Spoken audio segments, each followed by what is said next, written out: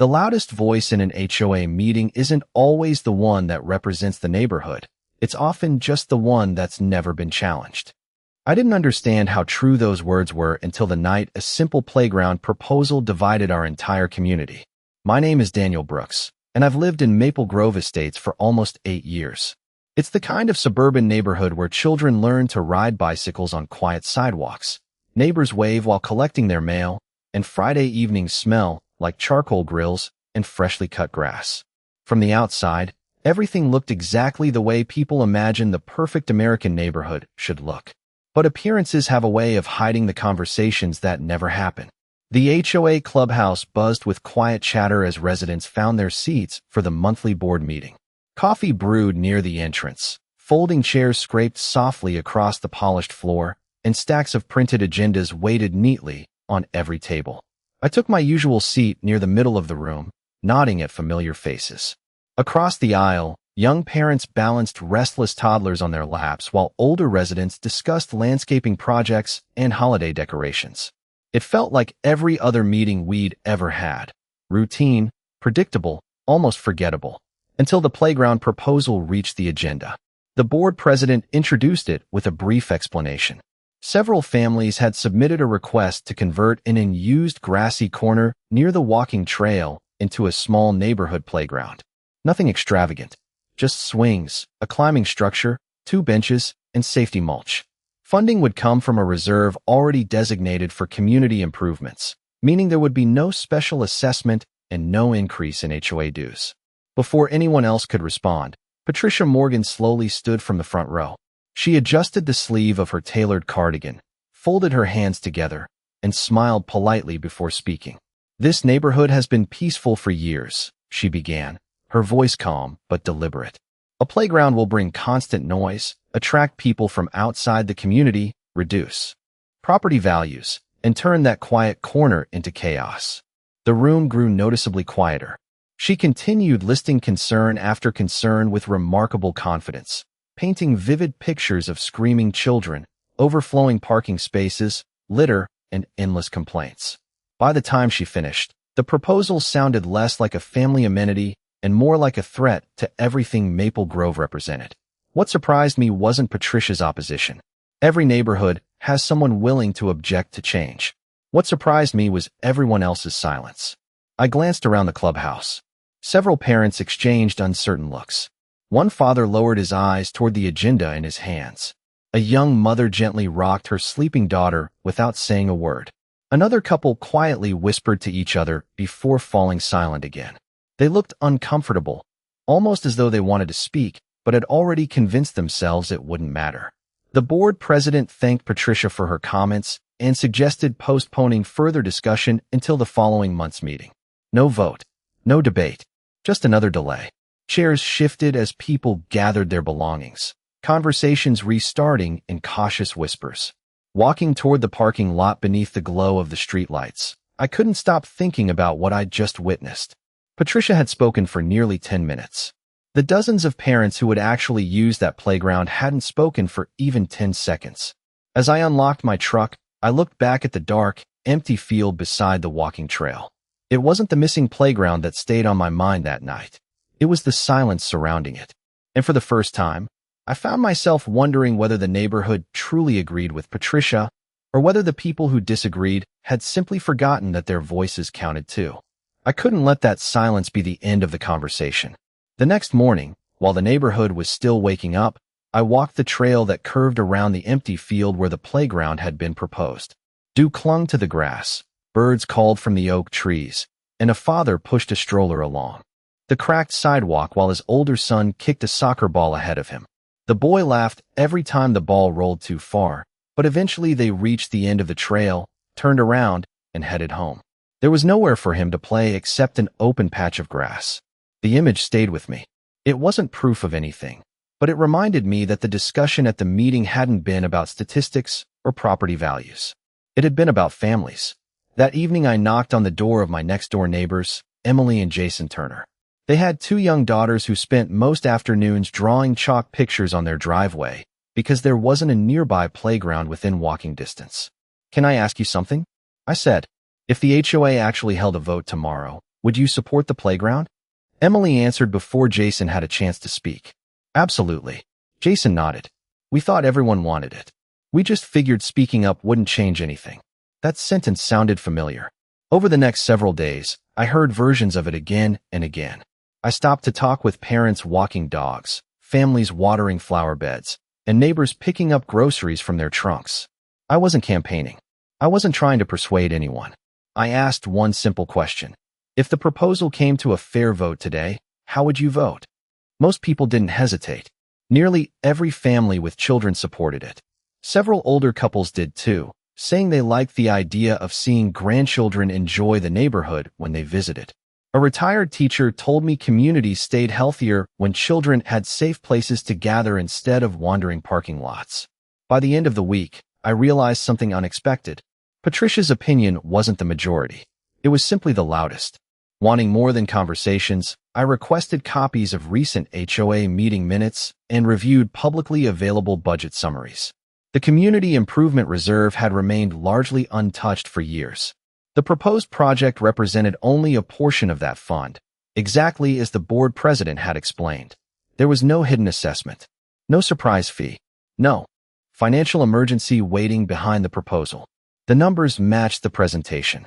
That discovery mattered because it removed one of the biggest fears people often have whenever construction is mentioned.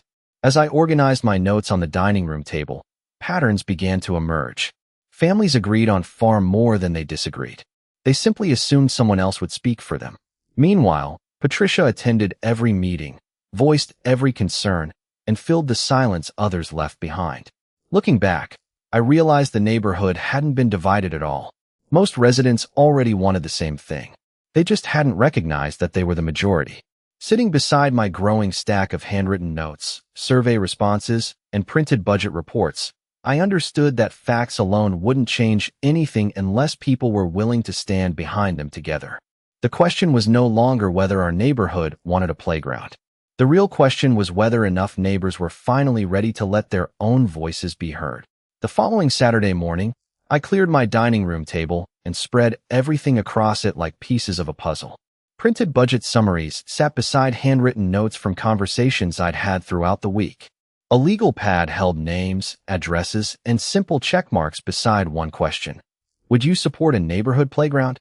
I counted them again, not because I doubted the answers, but because I wanted to be certain I wasn't letting optimism replace accuracy.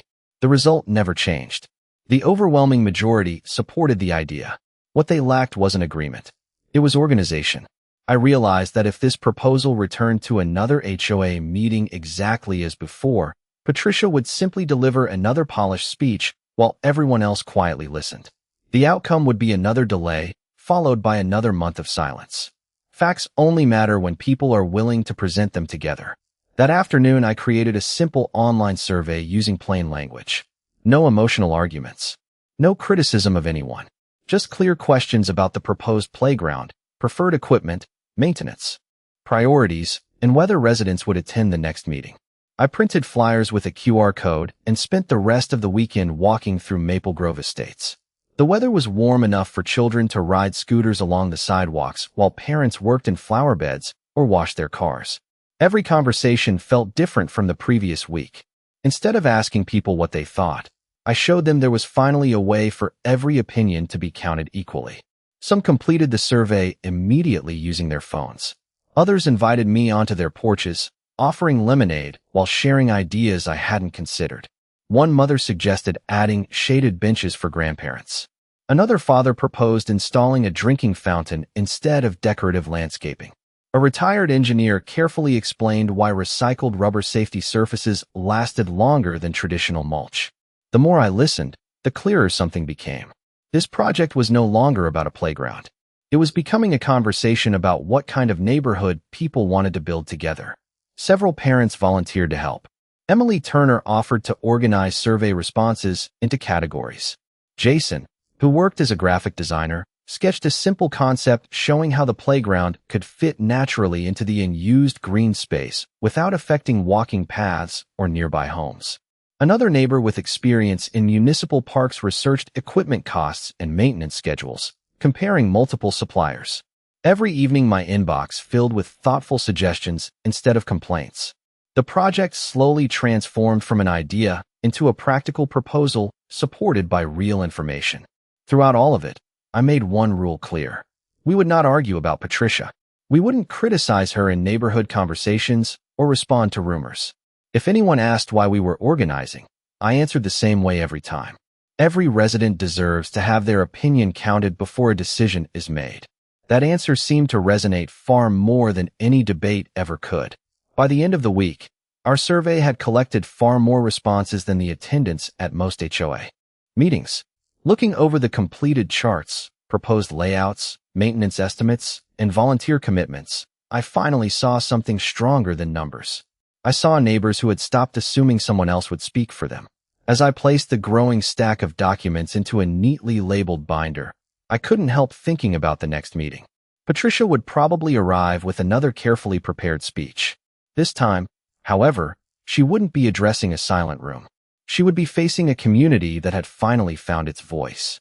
The momentum we had built over 2 weeks was impossible to ignore, but I also knew it could disappear just as quickly if people became distracted by conflict instead of purpose. Every afternoon, new survey responses appeared in my inbox, and every evening another neighbor volunteered to help with some small part of the proposal. Someone offered experience with landscaping. Another volunteered to research insurance requirements. A retired accountant reviewed the projected maintenance budget line by line, making sure every estimate could withstand scrutiny. The binder on my dining room table grew thicker each day, not with opinions, but with information. That was exactly what I wanted it to become. Then Patricia began her own campaign. It started with a neighborhood email that appeared early one Tuesday morning. The subject line read, "Protect the character of Maple Grove." Her message was carefully written, never insulting anyone directly, but every paragraph suggested that approving the playground would invite noise, congestion, higher maintenance costs, and years of unnecessary problems. By lunchtime, copies of the same letter had been slipped under front doors throughout the neighborhood. A few residents forwarded it to me, asking if the claims were accurate. I resisted the temptation to respond immediately.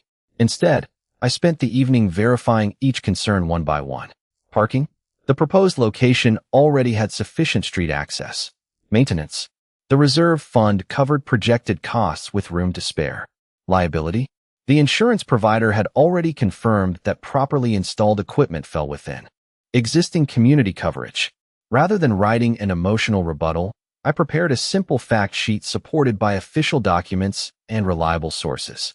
The next morning, we distributed it to every homeowner who requested additional information. There were no accusations, no references to Patricia, and no attempt to embarrass anyone. Just answers.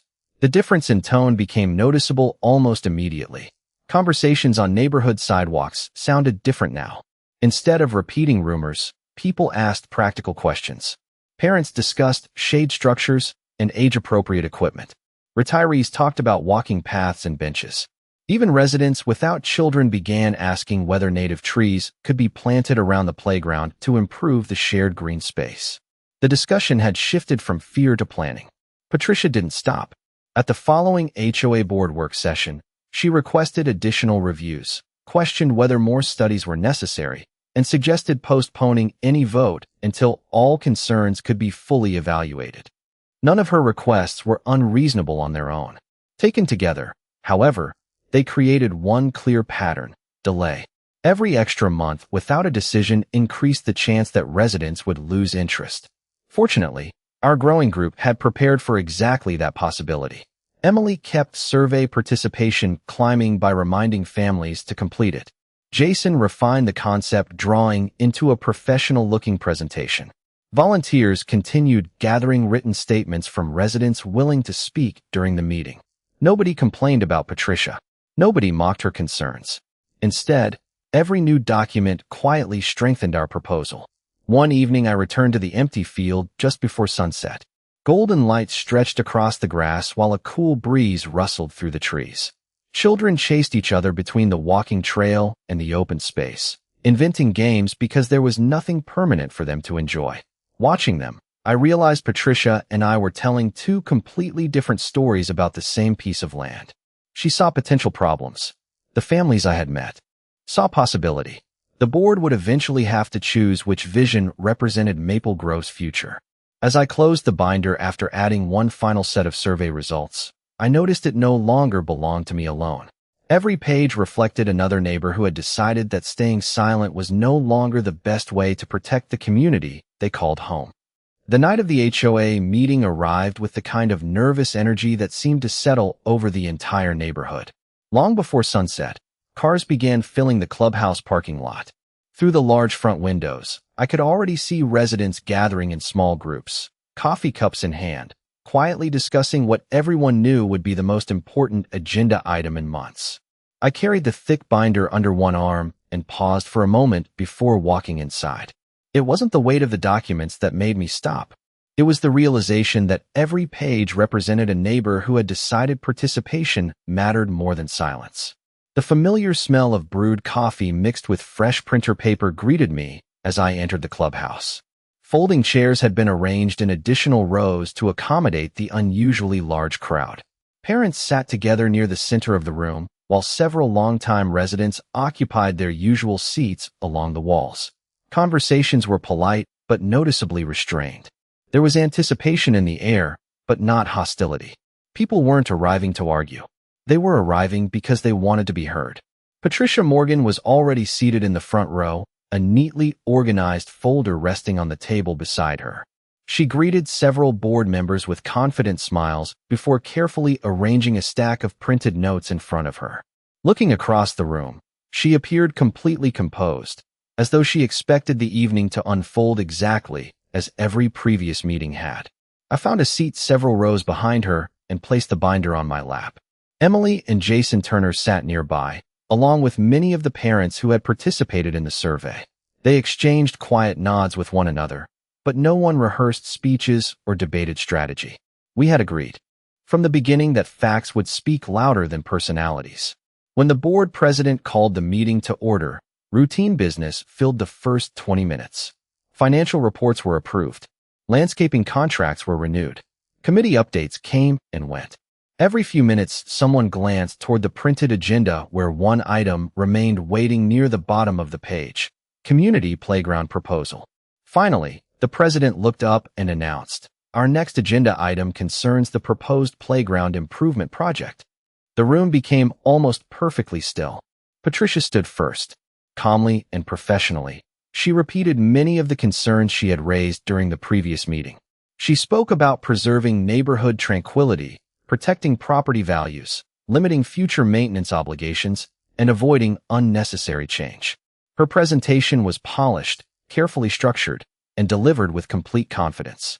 She concluded by encouraging the board to postpone any vote until additional studies could be completed. When she returned to her seat, several residents nodded politely. No applause followed. The president then looked across the audience and asked if anyone wished to address the proposal. I stood, lifted the binder from my chair, and walked toward the front without rushing. My heartbeat echoed louder than the quiet footsteps across the clubhouse floor, but the nervousness disappeared the moment I placed the binder on the presentation table. I wasn't carrying opinions. I was carrying months of conversations, verified financial information, survey results, professional estimates, conceptual drawings, and written statements from the people who actually lived in our neighborhood. Looking around the room, I noticed something I hadn't seen at the previous meeting. The parents who had once lowered their eyes were now looking forward with quiet confidence. They weren't waiting for someone else to speak anymore. For the first time since this proposal began, Maple Grove wasn't preparing to listen to a single voice. It was preparing to hear the voice of an entire community. Standing at the front of the clubhouse, I opened the binder slowly, not to create suspense, but to make it clear that every page had been prepared with care. The room remained quiet as I thanked the board for allowing residents to participate in the discussion. Then I explained that I wasn't there to challenge anyone personally. I wasn't asking people to choose between neighbors. I was asking them to make a decision based on complete information. That distinction mattered. I began with the financial summary. Copies were passed to each board member, showing the existing community improvement reserve, projected construction costs, and estimated annual maintenance expenses. Every figure matched the HOA's published budget. There were no hidden fees, no proposed increase in dues, and no request for additional assessments. I paused long enough for everyone to review the numbers before moving to the next section. The conceptual site plan followed.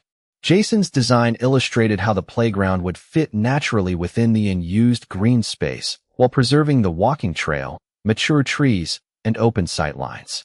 Benches were positioned away from nearby homes. Landscaped buffers softened the edges, and accessible pathways connected the equipment to existing sidewalks. Several residents leaned forward as the drawings circulated through the room. The empty field they had pictured for years suddenly looked like a shared gathering place. Next came the survey results. Rather than announcing percentages dramatically, I explained how responses had been collected, how participation remained open to every homeowner, and how duplicate submissions had been removed to ensure fairness. The final tally reflected broad participation from throughout Maple Grove estates. A clear majority supported moving forward with the project. What impressed me most wasn't the result itself. It was seeing neighbors quietly recognize that they had never actually been alone in their opinions. Then I reached the section that mattered most to me. I placed several written statements on the table, each from a different resident. One came from a retired teacher who believed safe public spaces strengthen neighborhoods across generations. Another came from grandparents who wanted a place to watch visiting grandchildren play without leaving the community. Several parents described driving 15 or 20 minutes every weekend because there was nowhere nearby for their children to enjoy outdoor play safely. I didn't read every letter. I simply summarized their shared message. People weren't asking for something extravagant. They were asking for a neighborhood that reflected the families already living there. Looking across the room, I noticed Patricia listening carefully. She no longer appeared impatient or dismissive. Instead, she was following the documents as attentively as everyone else. When I finished, I closed the binder and stepped away from the table. That's all I wanted to present, I said. The decision belongs to this community. The board president thanked me before asking whether any residents wished to speak. For a brief second, the room was silent, just as it had been during the previous meeting. Then Emily Turner stood. She wasn't carrying notes. She simply shared what it meant to raise two young daughters in Maple Grove. After she finished, another parent stood. Then another. A retired couple followed. None of them criticized Patricia. None argued with one another. They simply described the neighborhood they hoped future families would experience. Sitting back down, I realized something remarkable had happened. The binder had done its job. It hadn't won the discussion. It had given people the confidence to tell their own stories. And as one resident after another rose to speak, the clubhouse no longer felt like a meeting room where opinions competed for attention. It felt like a community finally learning how to listen to itself. Once the last resident returned to their seat, the clubhouse settled into a silence unlike any I had experienced before. It wasn't uncomfortable. It was thoughtful. The board members exchanged quiet glances as they organized the documents spread across the table. Survey summaries rested beside financial reports, conceptual drawings, maintenance estimates, and handwritten statements from families throughout Maple Grove estates. For the first time since the proposal had appeared on an agenda, the discussion was no longer driven by assumptions. It was grounded in information the entire community had been allowed to see. The board president thanked everyone for speaking respectfully before explaining the voting procedure. Each board member would cast a vote publicly, one at a time, after making any final comments. I looked around the room. Emily reached over and quietly squeezed Jason's hand. Several parents smiled encouragingly toward one another, while older residents sat with the calm patience that comes from knowing they had already said everything they wanted to say. Even Patricia remained composed. She sat with her folder closed, listening carefully as the board prepared to decide. The first board member spoke about financial responsibility. He explained that the reserve fund clearly supported the project without affecting future assessments. His vote was yes. The second member focused on long-term planning. She noted that the proposal had evolved significantly because residents had participated in improving it together. Her vote was also yes. A third member commented that the survey reflected one of the highest participation rates the association had seen in years. He believed that level of engagement deserved recognition. Another yes. By the time the fourth vote was announced, a quiet wave of realization moved through the room. The proposal had already secured enough support to pass. Still, the remaining board members completed the process, each explaining their reasoning before voting. The final result wasn't unanimous, but it was decisive. The playground proposal had been approved by a clear majority. For just a moment, nobody reacted. Then applause spread naturally across the clubhouse. It wasn't loud or celebratory in a way that excluded anyone. It sounded more like relief than victory. Parents smiled at one another. A few children who had waited patiently in the back of the room looked around, without fully understanding why the adults suddenly seemed so happy. I found myself looking toward Patricia. She remained seated for several seconds before slowly standing. I expected disappointment, perhaps frustration, but what I saw instead was quiet reflection. She approached the board table and thanked them for allowing every concern to be considered. Then she turned toward the audience. "While I still have reservations," she said calmly, "I appreciate that this decision was made after hearing everyone." It wasn't an enthusiastic endorsement, but it was an acknowledgement that the process had been fair. That simple statement eased whatever tension remained in the room.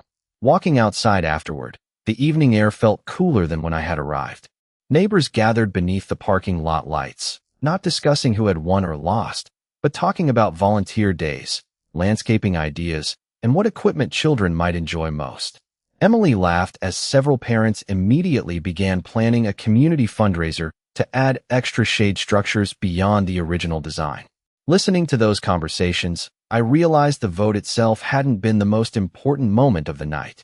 The real turning point had happened much earlier, when ordinary residents stopped assuming their voices didn't matter. The board had approved a playground, but the parents of Maple Grove had accomplished something even more meaningful. They had proven that patient preparation, respectful participation, and honest conversation could shape the future of an entire neighborhood far more effectively than the loudest opinion ever could. Approval was never the finish line. It was simply the moment the real work began. Less than a week after the vote, the board organized the first planning session inside the clubhouse. The same room that had once felt divided now buzzed with practical conversations about schedules, planting seasons, equipment deliveries, and volunteer sign-up sheets. Large maps of the neighborhood covered one wall, while sample materials and landscape sketches rested across folding tables. Instead of debating whether the playground should exist, neighbors were discussing how to make it something every family could take pride in. I watched people introduce themselves to one another, many for the first time despite having lived on the same streets for years. Emily coordinated volunteer schedules, with the same quiet efficiency she had shown throughout the survey process. Jason refined the final layout after listening to suggestions from grandparents who requested additional benches near the shaded areas. A local landscaper volunteered several native trees at cost, explaining that they would provide shade within a few years while requiring less maintenance than ornamental varieties. Every improvement came from collaboration rather than competition. Construction began on a bright Monday morning. The familiar empty field gradually transformed as survey markers appeared, followed by carefully measured foundations and freshly poured safety surfaces. The scent of damp soil mixed with freshly cut lumber, while delivery trucks quietly unloaded playground equipment under the supervision of professional installers. Children slowed their bicycles each afternoon to watch the progress from the walking trail, pointing excitedly toward the colorful structures taking shape behind temporary safety fencing. Parents often stopped beside them, smiling as they imagined what the finished space would become. Volunteer weekends quickly became community events. Neighbors spread mulch around new trees, assembled picnic tables, planted flower beds, and painted decorative fencing. Someone always brought coffee in the morning. By lunchtime, coolers filled with sandwiches and homemade desserts appeared beneath folding tents. Conversations flowed naturally between people who had barely exchanged greetings before the project began. The playground was creating relationships long before the first child ever climbed onto a swing. One Saturday afternoon, as volunteers arranged newly planted shrubs, I noticed Patricia walking slowly along the edge of the construction site. She paused near the information board displaying the final design and quietly observed the activity for several minutes. After a while, she approached the landscaping group and asked whether they needed help placing protective edging around one of the flower beds. Nobody hesitated. Someone handed her a pair of gardening gloves, and within minutes she was working alongside neighbors she had debated only weeks earlier. No speeches were made. No one mentioned the vote. They simply shared the work. That simple moment stayed with me because it reminded me that communities move forward more easily when people are given opportunities to contribute instead of being permanently defined by disagreements.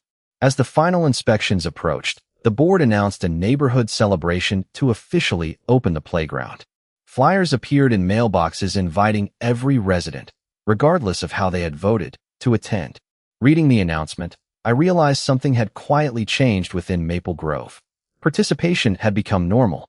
Residents who once assumed HOA meetings were only for a handful of outspoken voices were now joining committees, attending workshops, and volunteering for neighborhood projects. Looking across the nearly completed playground one evening, I remembered the empty field where this story had started. The equipment, trees, benches, and winding sidewalks were impressive, but they weren't the greatest accomplishment. The greatest accomplishment was seeing a neighborhood discover that lasting improvements begin long before construction starts. They begin the moment ordinary people decide their shared future is worth building together. Several months later, I found myself walking the same trail where this story had quietly begun. The difference was impossible to miss. What had once been an empty stretch of grass now echoed with the sounds of children laughing as swings moved gently through the afternoon air. Parents sat beneath the shade of young trees talking about school events and weekend plans, while grandparents watched from comfortable benches placed exactly where they had suggested during the planning meetings. Bright flowers surrounded the entrance, bicycles rested beside the sidewalk, and the playground had become a natural gathering place rather than just another neighborhood amenity. It felt as though it had always belonged there. I stopped near the entrance sign and watched a little boy help his younger sister climb the first platform before cheering when she reached the top. A few feet away, another family shared snacks at one of the picnic tables, while neighbors who had once been strangers greeted each other by name. The atmosphere carried a quiet rhythm of everyday life, the kind that can't be manufactured through rules or policies. It grows slowly through trust. Walking farther along the path, I noticed something else that would have seemed unlikely only a few months earlier. Patricia was sitting on one of the benches reading a book while occasionally smiling at the children racing across the playground. When she noticed me, she closed the book and nodded politely. "It's busier than I expected," she said with a small smile. I looked around at the families enjoying the afternoon. "It is," I replied. After a brief pause, she added, "They seem happy." There was no need to revisit old disagreements or explain the past. Sometimes acceptance arrives quietly, without dramatic speeches or public apologies. We exchanged a few more words about the landscaping before continuing in opposite directions along the trail. That simple conversation reminded me that communities don't become stronger because everyone agrees. They become stronger because people learn how to disagree respectfully and continue building something worthwhile together afterward. The HOA itself had changed as well. Meeting attendance increased noticeably over the following months. The board introduced clearer communication practices, publishing project summaries, financial explanations, and resident surveys before major decisions whenever possible. Participation became an expectation rather than an exception. People who had once believed HOA meetings belonged to a small group of outspoken residents now understood that every homeowner could shape the future of the neighborhood simply by showing up and contributing thoughtfully. One evening, while organizing papers in my home office, I opened the original binder that had traveled with me to the meeting. Survey responses, budget reports, conceptual drawings, volunteer lists, and handwritten notes remained exactly where I had placed them. I smiled as I realized those documents no longer represented a campaign to build a playground. They represented the moment our neighborhood remembered how to work together. I carefully placed the binder on a shelf beside other personal records, knowing I probably wouldn't need it again. Its purpose had already been fulfilled. Looking back, people often tell the story as though it was about one resident opposing a playground and parents eventually winning a vote. That version is simple, but it misses the most important truth. The real victory wasn't the playground. It wasn't even the outcome of the vote. The real victory happened when ordinary neighbors replaced silence with participation, assumptions with information, and conflict with collaboration. Justice didn't arrive because someone shouted louder. It arrived because an entire community decided that every voice deserved to be heard, every fact deserved to be examined, and every future worth building begins with people willing to build it together.